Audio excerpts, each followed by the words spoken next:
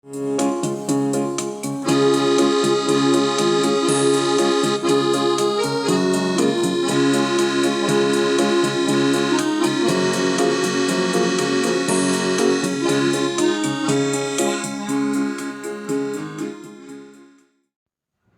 सभी विश्वासियों को यीशु। आज का सुसमाचार संत मार्कुस के अध्याय 5 वाक्यांश 21 से 43 से लिया गया है। जब ईसा नाव से उस पार पहुंचे तो समुद्र के तट पर उनके पास एक विशाल जनसमूह एकत्र हो गया। उस समय सभागृह का जेरुस नामक एक अधिकारी आया। ईसा को देखकर वह उनके चरणों पर गिर गया और यह कहते हुए अनुनय विनय करता रहा, मेरी बेटी मरने पर है, आइए और उस पर हाथ रखिए जिससे वह अच्छी हो जाए और जीवित रह सके। ईसा उसके साथ चले। एक बड़ी भीड़ उनके पीछे हो ली और लोग चारों ओर से उन पर गिरे पड़ते थे। एक स्त्री 12 वर्ष से रक्तस्राव से पीड़ित थी। अनेकानेक वैद्यों के इलाज के कारण उसे बहुत कष्ट सहना पड़ा था और सब कुछ खर्च करने पर भी उसे कोई लाभ नहीं हुआ था, बल्कि वह और भी बीमार हो गई थी। उसने ईसा के विषय में सुना था और भीड़ के पीछे से आकर उनका कपड़ा छू लिया, क्योंकि वह मन ही मन कहती थी, यदि मैं उसका कपड़ा पर छूने पाऊँ तो अच्छी हो जाऊंगी। उसका रक्तस्राव उसी क्षण सूख गया और उसने अपने शरीर में अनुभव किया कि मेरा रोग दूर हो गया है। ईसा उसी समय जान गए कि उनसे शक्ति निकली है। भीड़ में मुड़कर उन्होंने पूछा, किसने मेरा कपड़ा छुआ? उनके शिष्यों ने उनसे कहा, आप देखते ही हैं कि भीड़ आप पर गिर पड़ती है, तब भी आप पूछते हैं किसने मेरा स्पर्श किया? जिसने ऐसा किया था उसका पता लगाने के लिए ईसा ने चारों ओर दृष्टि दौड़ाई। वह स्त्री यह जानकर कि उसे क्या हो गया, डरती कांपती हुई आई और उन्हें दंडवत कर सारा हाल बता दिया। ईसा ने उससे कहा, बेटी, तुम्हारे विश्वास ने तुम्हें चंगा कर दिया है। शांति प्राप्त कर जाओ और अपने रोग से मुक्त रहो। ईसा यह कह ही रहे थे कि सभागृह के अधिकारी के यहाँ से लोग आए और बोले, आपकी बेटी मर गई है, अब गुरु को कष्ट देने की ज़रूरत ही क्या है। ईसा ने उनकी बात सुनकर सभागृह के अधिकारी से कहा, डरिए नहीं, बस विश्वास कीजिए। ईसा ने पेत्रुस, याकूब और याकूब के भाई योहन के सिवा और किसी को भी अपने साथ नहीं आने दिया। जब वे सभागृह के अधिकारी के यहाँ पहुँचे तो ईसा ने देखा कि कोलाहल मचा हुआ है और लोग विलाप कर रहे हैं। उन्होंने भीतर जाकर लोगों से कहा, यह कोलाहल या विलाप क्यों? लड़की मरी नहीं, सो रही है। इस पर वे उनकी हंसी उड़ाते थे। ईसा ने सबको बाहर कर दिया और वह लड़की के माता पिता और अपने साथियों के साथ उस जगह आए जहां लड़की पड़ी हुई थी। उन्होंने लड़की का हाथ पकड़कर उससे कहा, तालिता कुम, इसका अर्थ है, ओ लड़की, मैं तुमसे कहता हूँ, उठो।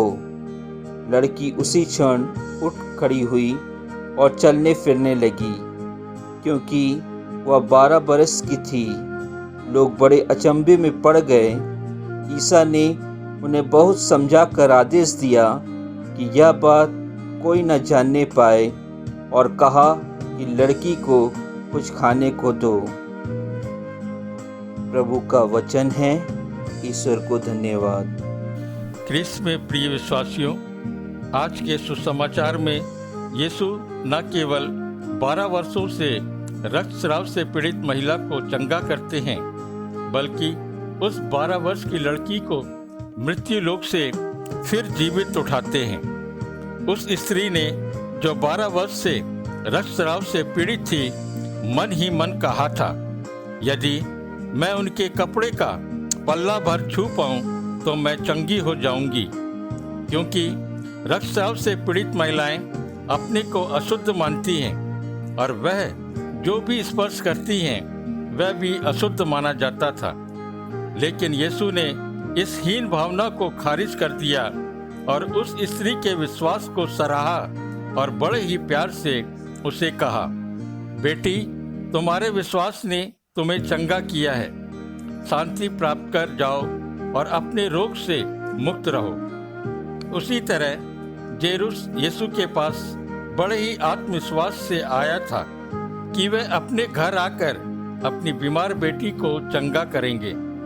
यद्यपि जेरुस का विश्वास उस समय कमजोर दिखा जब घर से लोग आकर उसे अवगत कराते हैं कि उसकी बेटी मर चुकी है।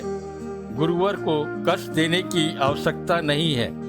फिर भी यीशु के वे शब्द, डरिए नहीं, बस विश्वास कीजिए, उसे फिर से अपने विश्वास के राह पर लाए। यीशु के द्वारा मरी हुई लड़की का हाथ पकड़ना उन्हें अशुद्ध करता है, लेकिन यीशु लोगों को शिक्षा देना चाहते थे। मृतकों को स्पर्श करने से कोई अशुद्ध नहीं होता। अशुद्धता केवल मनुष्य के मन से निकलती है और मुंह से बाहर आती है। जैसे बुरे विचार, बुरी सोच मनुष्य को अशुद्ध बनाते हैं। यीशु ने मरी हुई लड़की का हाथ पकड़कर उसे जीवित उठाकर उसे अपने माता पिता को सौंप दिया। प्रिय विश्वासियों, हम अपने पूर्ण विश्वास से अपने को उस सर्वशक्तिमान के संपर्क में लाना है, जैसे उस स्त्री ने एवं जैरुस ने किया। उन्हें उनके विश्वास का फल मिला एवं उन्हें अपने विश्वास को लोगों के सामने दर्शाने का भी मौका मिला। कोई भी चीज मनुष्य को अशुद्ध नहीं करती जिस पर उसे अधिकार नहीं है। रक्तस्राव या मुर्दे का स्पर्श किसी को अशुद्ध नहीं करते, बल्कि हमारी मन की हीन भावनाएं एवं दूसरों के ऊपर गलत निर्णय हमें अशुद्ध कर सकते हैं। यीशु ने अनुभव किया कि उसकी शक्ति बाहर गई है।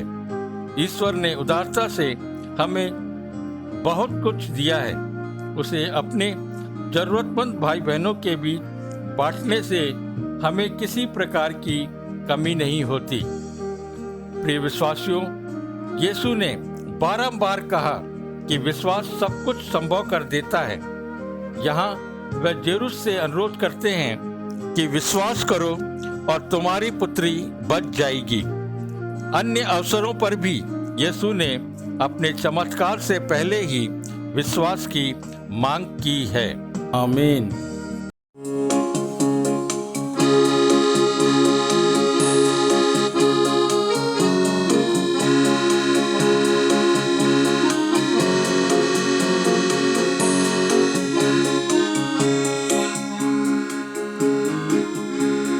ये मत कहो खुदा से मेरी मुश्किलें बड़ी है, ये मुश्किलों से कह दो मेरा खुदा बड़ा है।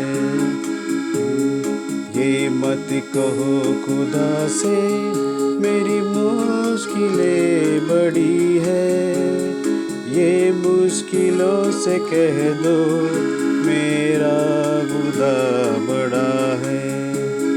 आती है आंधियाँ तो कर उनका खैर मकदम, आती है आंधियाँ तो कर उनका खैर मकदम।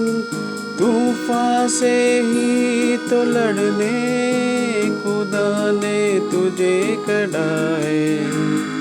ये मत कहो खुदा से मेरी मुश्किलें बड़ी है, ये मुश्किलों से कह दो मेरा खुदा बड़ा है।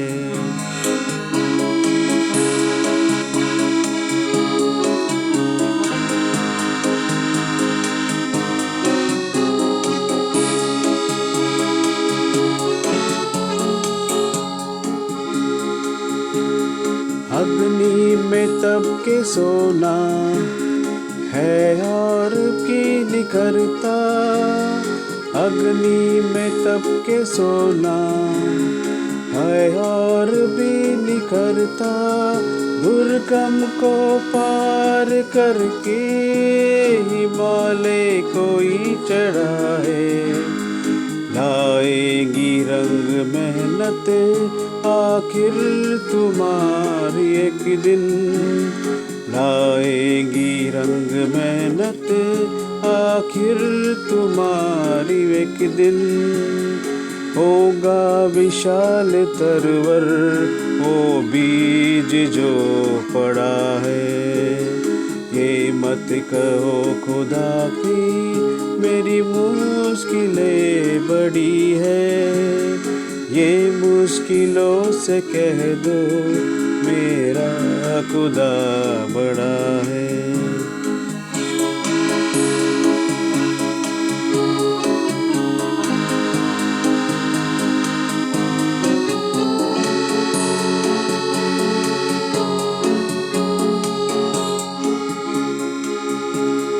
वो सर्वशक्तियों से जब साथ है हमारे, वो सर्वशक्तियों से जब साथ है हमारे, हर काम उसके रहते हरदम हुआ पड़ा है। कभी ना हारना ना हिम्मत का कदम बढ़ाओ, कभी ना हारना ना हिम्मत का कदम बढ़ाओ। हजारों कदम बढ़ाने वो सामने खड़ा है, ये मत कहो खुदा से मेरी मुश्किलें बड़ी है, ये मुश्किलों से कह दो मेरा खुदा बड़ा है, मेरा खुदा बड़ा है, मेरा खुदा बड़ा